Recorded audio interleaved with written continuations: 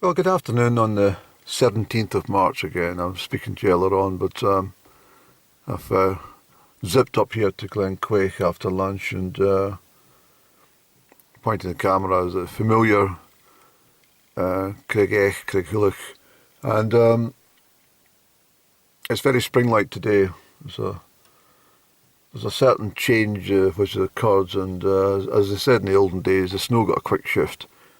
These hills were all very much coated, but well, that's Scotland in March for you. Just the wind direction, as was mentioned often. But anyway, skies are looking quite turbulent, so I think we will get precipitation in the form of showers by the looks of things. It's very, very, very beautiful. Someone's dumped a can over there. I'm going to uplift that can. I cannot stand low vibrational people who litter the countryside, so I'm going to remove that can and take it back. In fact, I've got a story about low vibrational people throwing things from their car windows. I think I've yet to load that. I might actually do that in the next couple of days. And, well, I'm not sure if I'll venture out onto the mountains tomorrow. I don't know. The weather seems a bit, well, we'll see what happens, Andrew. But being springtime, it's, sometimes you do look back on the winter with, some elements of, relief that we're moving away from it, but also a certain amount of regret because there's something very special about the winter. And, apart from the darkness, I do like winter. And it's rather sad, but we don't get the extremities of cold that we once did, and the frost hard. And I was speaking to someone recently, and that's chatting about that, and trudging around in my paper round with deep snow everywhere. Often. I never liked slush. I really did not like slush. But I miss the days when you were walking down Crieff High Street and you would be absolutely blanketed with a whole pile of snow that slipped off one of the roofs during the thaw, crashing down on top of your head, and everybody looking at you and thinking, what an unlucky bastard he is. Yes, that was my life. But we don't get the deep snow and the ice. That glassy marbled ice. Everything frozen. It wasn't even that long ago. But, so the springtime being springtime, there'll be changes afoot. I'm thinking also that we're coming up to the equinox, and it's, obviously exactly 12 weeks will be on the cards since Christmas. Well, not so much Christmas, but the winter solstice on the 21st of December. I dare say if Up and Down had been in touch as I'd hoped she would have been, I think things might have worked out a wee bit better if she'd been in touch, but we've now gone through, well, she contacted me just after last spring equinox. Things were a disaster by the summer solstice, and things weren't much better by the autumn equinox, and certainly by the winter solstice. It was starting to dissipate, as they say, and so looking at almost a year. I don't understand her. She's I think she's going to be very miserable in life from now on. Seriously, I think she'll be very regrettable about everything now, and yeah, so anyway, I'm not going to talk about it today. What I will show you is lovely to look at the stone dike. I really admire the craftsmanship of the old dike builders. They were wonderful at the job, and apart from a few wind-blown stone from the tops, most of them have remained completely intact for probably 200 years. It's real craftsmanship.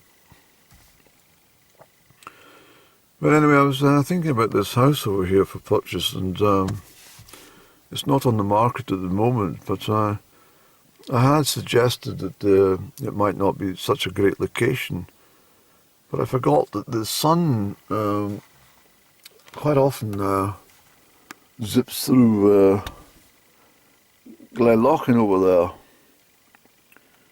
and especially in August, September time, so it gives it fine evenings. I mean, I don't really like the. I'm a west-facing property, and there's a tendency for the sunlight to become quite a nuisance from about now until October. It glares in the window, and particularly in March and September, it hangs in the sky for quite a long time, and it illuminates my lounge, and I have to close the blinds because I just cannot stand the glare. And I often think of people as well at this time of year that as they wake up from the winter slumber, they tend to think, well, what the hell have I done for the last 6 months? Nothing. Netflix maybe, but absolutely nothing I've done with my life, and if you don't realise it's 6 months of their life has just gone up in smoke. Winters are very long, and by the time it comes to March, it's everybody looks this that colour of the building over there, pale and peely-wally and anemic looking. Unless, of course, you're out and about or you've zipped off to Egypt for some sunshine. But the whole point of this spring chat is because it's when they get the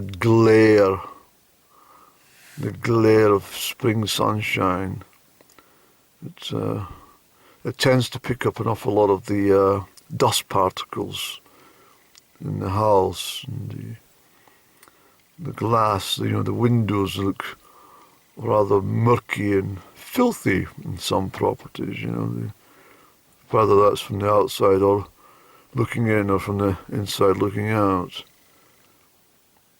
Everything looks drab, illuminated by the sunshine of how drab everything looks.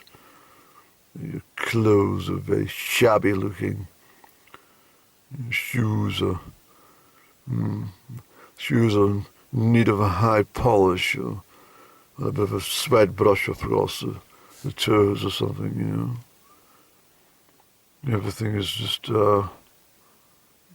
rather glarish, and it's rather off-putting to think, well, where do I start? What the heck in hell am I going to start today with everything I've got to do? So that's why I always suggest that you do a little bit.